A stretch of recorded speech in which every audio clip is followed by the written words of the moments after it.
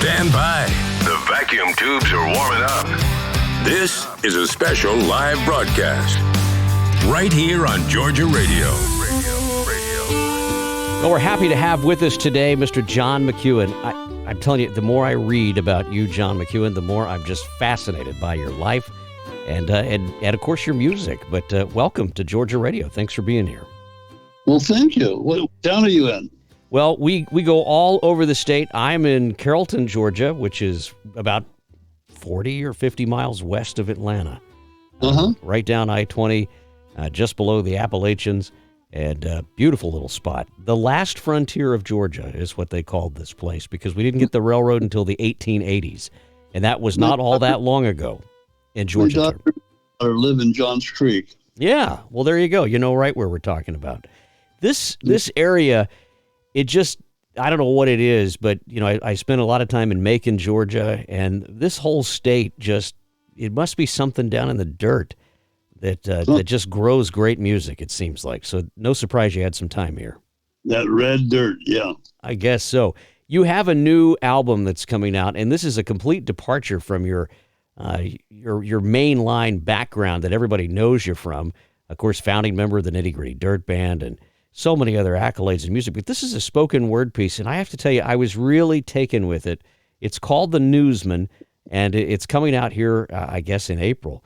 But I want to get your thoughts and just sort of the background on how you came up with this, because these are deeply, deeply moving stories and poetry. It's just a wonderful piece. Congratulations. Oh, I was sitting here biting my nails.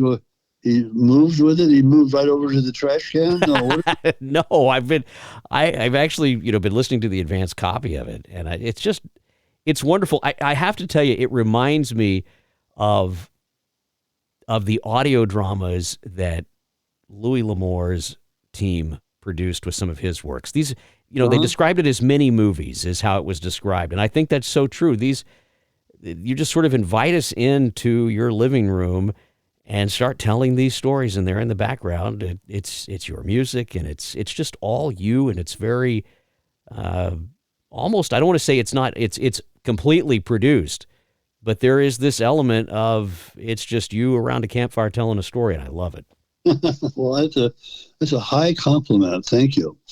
And I tried to find not every one of the things I was going to put on this made it to the album, because I thought, that's not good enough. Maybe in a year that one will be good enough. Maybe give that one a couple years.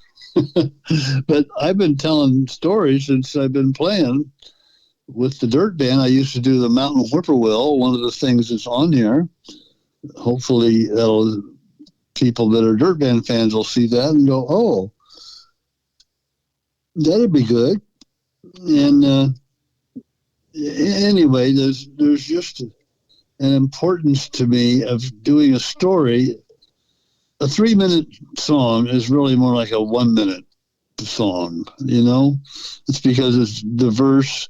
If it starts with the chorus and there's a verse and an instrumental, then a chorus and a verse, you're saying the same thing over and over a couple times. And I thought these stories were more compelling because they go from A to B. They go from A to Z. And an album like this would not have been possible 30 years ago, 40 years ago. I mean, to me, we're living in the Wild West right now when it comes to storytelling in the media. It's so cool to see something like this.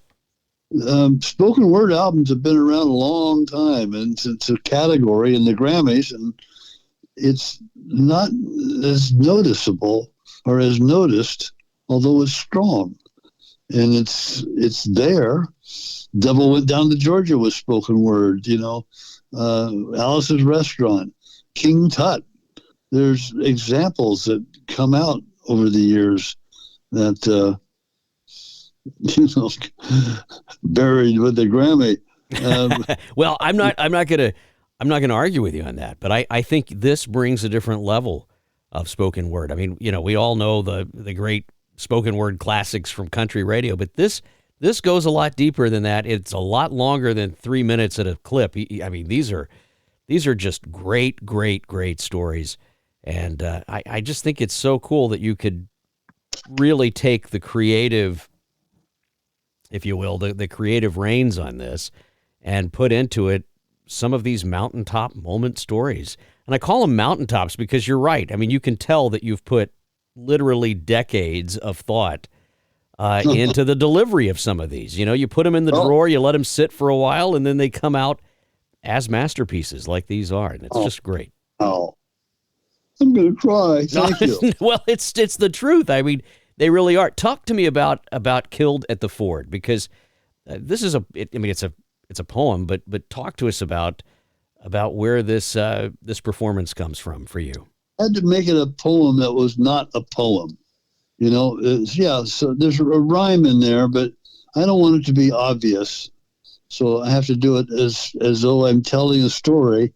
And sometimes a rhyme would not be obvious, but it would be there.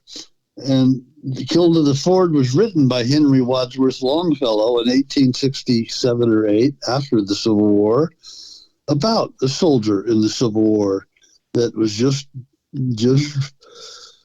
riding his horse in a apparently peaceful situation, but he got shot.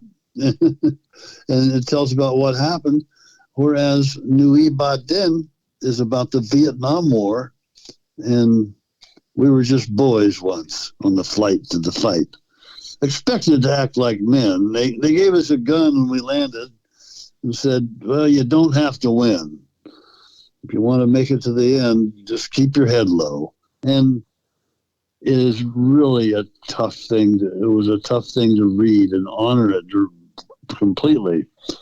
Because the writer, Thomas Monroe, was in Vietnam at that battle, and this is his recollection of it, with my music behind it. And his brother sent it to me 12 years ago, and I read it and put it away. And then I got it out a year later. I read it again, put it away. I said, "Oh, this is too sensitive. This is too." But then I thought about music to put to it, and it got me into doing it.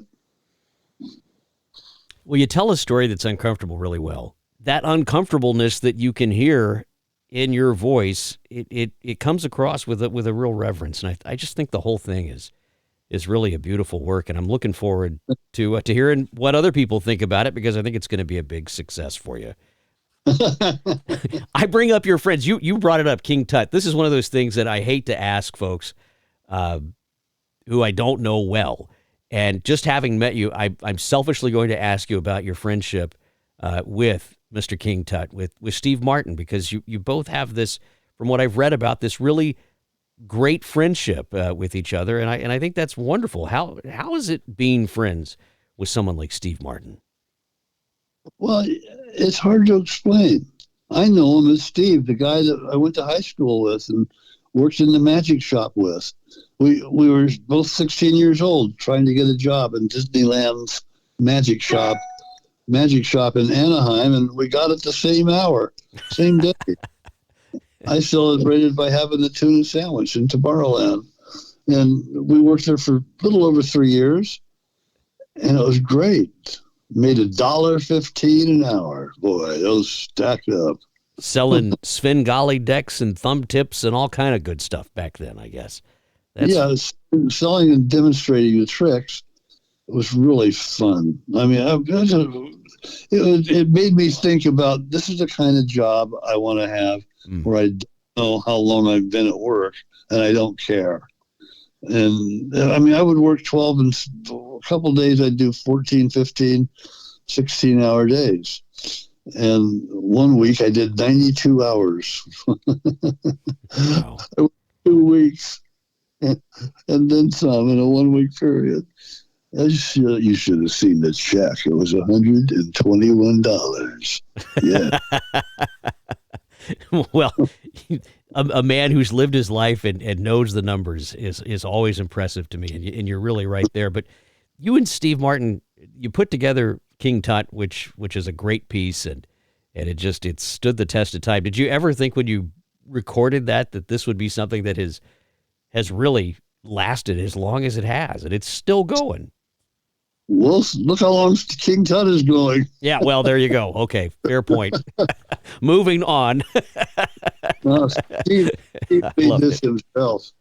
He wrote it and had the ideas for it and everything. It all came from him. I love it. I have some friends that are stand-up comedians, and you get the phone call, the phone rings, and you're thinking, oh, this is going to be great. I need this today. And you answer the phone, and they're just regular people with you and with the audience that they know, they can turn it on. But oftentimes there's this special trust that comes from having a friend who's a comedian. And when they call you, they're not the comedian, they're your friend. And I think it's really, really beautiful to have that friendship and then see just what a incredible and complete person so many of these comedians are that often get really overlooked as real artists. And I think what I love about this King Tut business over the years is that this friendship that you have with him is sort of, it's allowed to be playful in here and use both of your talents, which is really great to see two friends working together. I just think it's a beautiful thing. That recording and reading about your friendship is really endearing because I see that and I go, man, this is a guy that is appreciated by not only his fans, but also his friends. And it speaks volumes about both of you. Well, thank you. And yeah, Steve was a friend and he happened to have made it. And it's incredible. The difference between him and me is like miles apart. I like what I do. I spent 50 years with Nitty Gritty Dirt Band, and that went really well. I've been working on my own all the time along with the Dirt Band. I do solo shows or with my group of players. But Steve's at a different income level. Sure hope that this is a success both financially and in the big book of your albums, 46, I believe, 7 solo. Put out a lot of records, and I've watched them. The first one, this is going to be good. The second one, this will be good. This is really good. But by album number 12 or 13 or 14, it's like, well, I hope this catches a nerve. I hope this appeals to people. And people would respond, nice record, I like that cut, and blah, blah, blah. But you are mirroring what a bunch of other people are saying. It's starting to make me feel like I got to go get a loan at the bank or something. I don't know. It's feeling really good. I think I've hit a nerve. I think people want to get away. And this album is entertainment. It's like a bunch of little things you can use to get away with. Well, it's going to be great for those summer road trips, and spring is here and summer's coming. So audiobooks are all the rage. This sort of divides them right between what I would consider a spoken word album and really an audiobook. I mean, this is it's just a great piece that you're going to enjoy on the road trip. I want to ask this because we got a lot of junior artists, folks that are just starting out. We've got folks that are young and folks that are older and just starting out who participate with Georgia Radio. And it's not every day they can talk to someone like you, John. What are your words of wisdom for those folks just starting out in their career? Like what you do. That's number one. Number two, like what you do. I mean, if you really like what you do, you're going to be successful. I don't know about money, but you're going to be liking what you're doing. And if you're trying to be a musician or a singer or a performer, hey, come on, the hours are long. You've got 18-hour days to put in ahead of you. It's going to take you 10 hours to get to that gig. Then it's going to take you an hour to find the hotel and get checked in. Then you got to eat, but that's going to take an hour. And then you got, eventually you go to the sound check, then you do the show, and then you got to leave an hour later, and it's midnight, and your bus is going to go 12 hours. Like what you do. Yeah, great advice. You get paid to travel, and you do the show for free is what it sounds like. Yeah, it depends. Yeah, and sometimes, this album, I didn't make this for the money. The response has been like, well, gee, I might make some money off of this thing. But I've been working on this for several years, and I mean, months would go by and I wouldn't address it at all, but I needed to let it rest. And then last year, when Tom Hanks put out that movie, I came up with the title, The Newsman. The movie he put out was News of the World. I don't know if you saw that. I did. It was a great movie. Great film. Yeah. I thought, gee, I get this done. I got to get the news out there. Well, and I think you never know where that inspiration is going to come from, right? You let it ruminate, you let it sit in the drawer, and then you get that little nudge somewhere along the way, and you've got to pay attention to those. Have there been others along your career that stand out as maybe as much as this one? Those nudges? Oh yeah, for sure. I don't see one that stands out. When Jimmy Emerson started singing Long Hard Road, and I was playing the guitar in D tuning, open D, it sounded like a hit record. And it was just a guitar and a vocal. Yeah. And the arrangement was built, and the harmony was it was wonderful. When we went to Russia, America's first band to go to Russia, we did 28 sold out shows. It was really, by the middle of the trip, it was like I'm saying to myself, boy, this is important. And this is going to be important to get on the plane home. Because we can go somewhere where these people have no idea. Yeah. The guy's house, we had about 20 people visiting because they knew I was coming, and this was highly unusual. You couldn't go visit a Russian person at his home. That putting the person at risk and you at risk. This was 1977, but a lot of the things are the same now. As I told these people about a 7-Eleven and that you could get milk anytime of night or day, and you can get cookies and bread and crackers and gasoline, all the same place at 3 a.m. if you wanted to. They just went, such a country. At 3, you can get the milk anytime. Because I saw the milk line in Moscow. I saw the line in the produce aisle of the grocery store that would open for 10 people at a time. Then there's a line of about 100 people standing waiting to get in because they knew they were going to run out of milk and cheese and different things. They'd let 10 people in at a time. They'd get their stuff and they go pay for it. Well, it's a wonderful life, and it's a life that you've certainly written about, and it's all right there. I'm telling you, you've got to go download this album. It's called The Newsman, and it's John McEuen's latest album. And it's available now in April when this will be run. And it's on Compass Records. Yeah, Compass Records is. We're going to quick link that into the show story. But John McEuen, thanks for being on the show today, and I really appreciate you coming by. Oh, well, thank you. Like I said to my mother, thanks for having me. Thanks, John. Country, that's what I grew up listening to. Georgia Radio. We love you more than peanuts and peaches. So glad you're here.